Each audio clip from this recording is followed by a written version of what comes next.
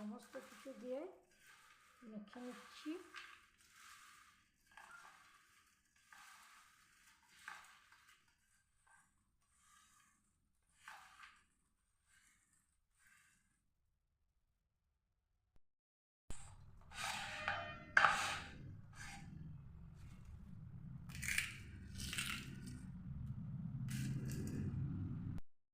আসসালামু আলাইকুম, রূপা রান্নাঘরে সবাইকে জানাই স্বাগত। আজকে আমি তৈরি করব কাঁচা কলার ঝুরি ভাজা। এখানে আমি কাঁচা কলা নিয়েছি।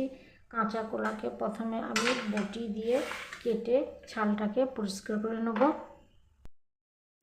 কলার ভালো করে আমার ছাল পরিষ্কার করা হয়ে গেছে। আমি জলে ডুবিয়ে রেখেছি যাতে কলাটা কালো না হয়ে যায়, সেই জন্য। আমি একটা গ্রেটার নিয়েছি। গ্রেটার করে আমি এভাবে লম্বা লম্বা করে ধরে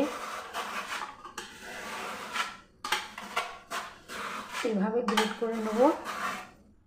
দেখুন কত সুন্দর হয়ে যাচ্ছে লম্বা লম্বা। আমি এভাবে সবগুলোকে করে নেব। খুব সহজে একটু হাতের চাপ দিলেই হয়ে যাচ্ছে। দেখুন কত সুন্দর হয়ে যাচ্ছে। আমি বড় বড় করছি, আপনারা এটা দুভাগেরও করে নিতে পারেন, যেটা সুবিধা হবে সেই রকমই করে নেবেন। আমার সবগুলো ক্রিয়েট করা হয়ে গেছে। আমি এক জলের মধ্যে ডুবিয়ে রেখেছি, কালো হয়ে যাবে না সেই জন্য। এবার আমি জলে ভালো করে ধুয়ে জল ঝরিয়ে নেব। জল ঝরিয়ে নিচ্ছি। কড়াইয়ের মধ্যে তেল দিয়ে আমি দেবো, তেলে ভেজে ছেড়ে দিচ্ছি।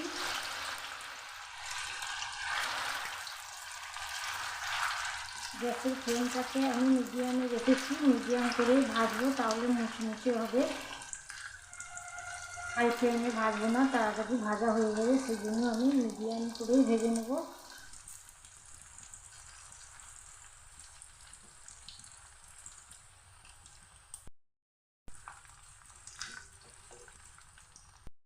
লাল করে ভাজা হয়ে গেছে, আমি আর লাল করবো না। এবার আমি তুলে নিচ্ছি।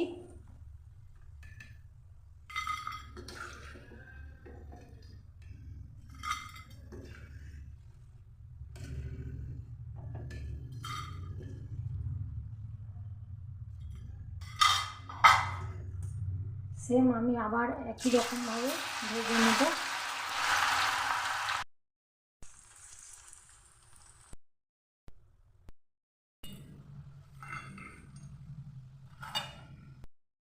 বাদাম ভেজে দিচ্ছি, কারি পাতা লাল করে ভেজে নিচ্ছি। শুকনো লঙ্কা ভেজে নিচ্ছি। কিছু দিয়ে মেখে নেব।